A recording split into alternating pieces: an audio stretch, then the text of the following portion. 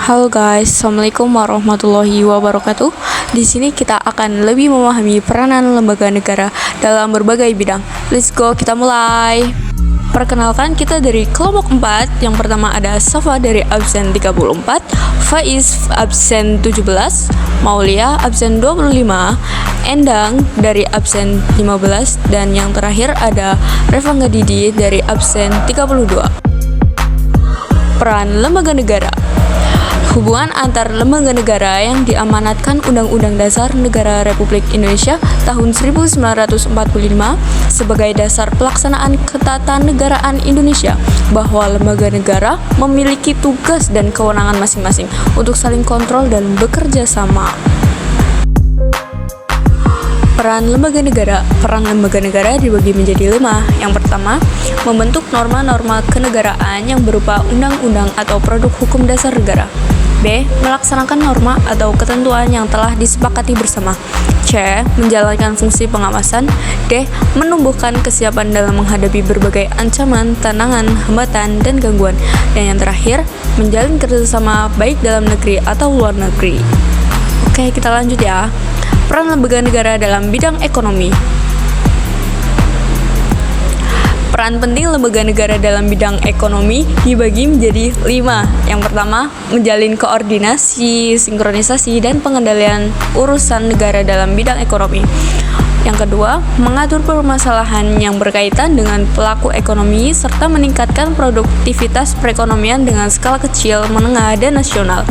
Yang ketiga, mengatur distribusi serta konsumsi barang dan jasa yang dibutuhkan oleh masyarakat demi menciptakan kesejahteraan dan kelangsungan hidup manusia.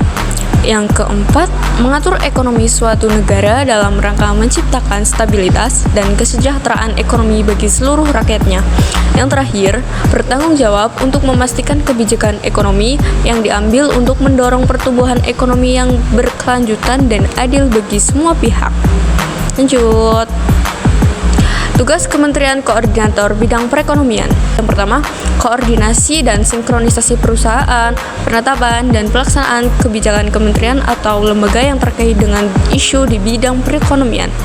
Yang kedua, pengendalian pelaksanaan kebijakan kementerian atau lembaga terkait dengan isu di bidang perekonomian. Yang ketiga, pengelolaan dan penanganan isu yang terkait dengan bidang perekonomian.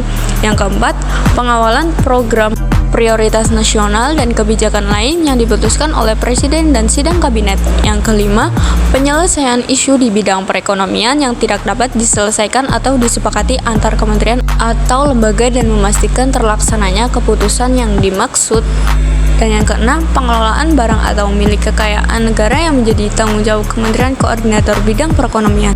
Yang ketujuh, koordinasi pelaksanaan tugas, pembinaan, dan pemberian dukungan administrasi kepada seluruh unsur organisasi di lingkungan Kementerian Koordinator Bidang Perekonomian.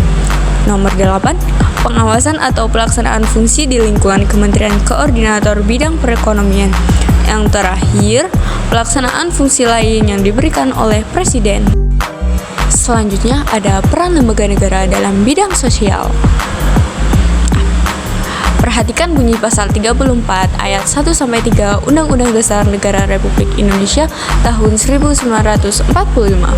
Pasal 34 ayat 1, fakir miskin dan anak-anak terlantar dipelihara oleh negara.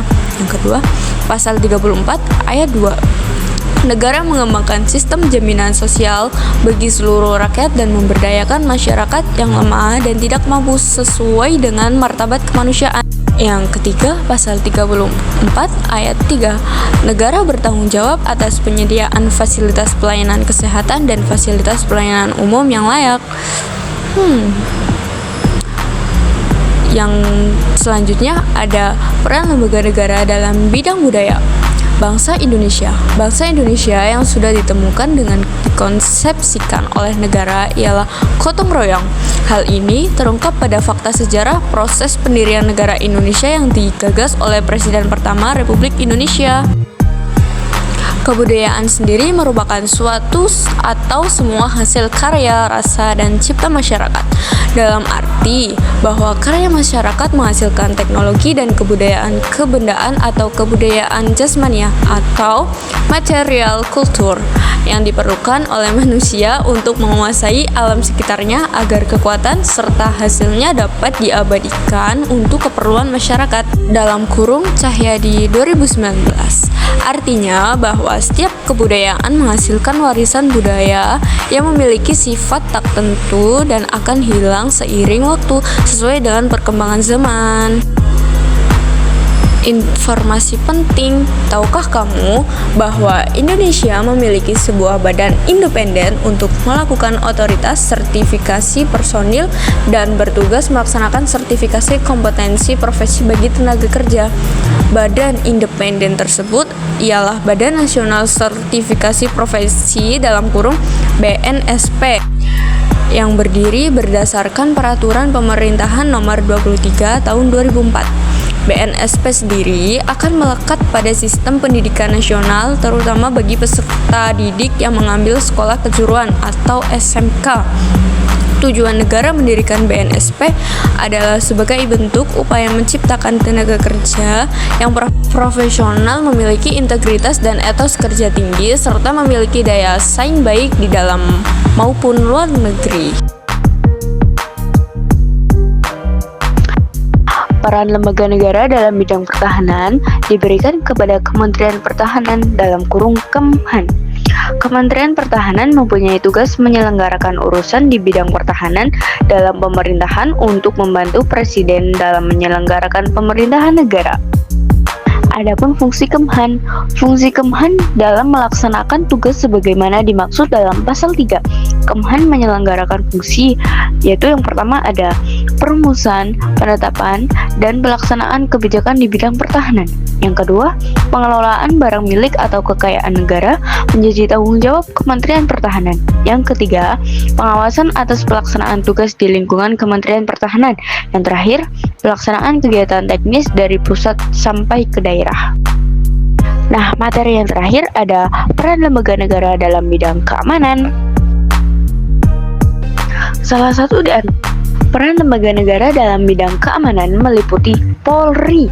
Salah satu di antara alat negara Indonesia dijelaskan pada pasal 30 ayat 4 Undang-Undang Dasar Negara Republik Indonesia tahun 1945 sebagai berikut. Kepolisian Negara Republik Indonesia sebagai alat negara yang menjaga keamanan dan ketertiban masyarakat bertugas melindungi, mengayomi, melayani masyarakat, serta menegakkan hukum. Polri memiliki tugas pokok untuk menjaga keamanan dan ketertiban masyarakat. Begitulah materi yang bisa disampaikan dari kelompok kami. Bila ada tutur kata yang salah, kita mohon maaf ya. Thank you for watching. See you next video.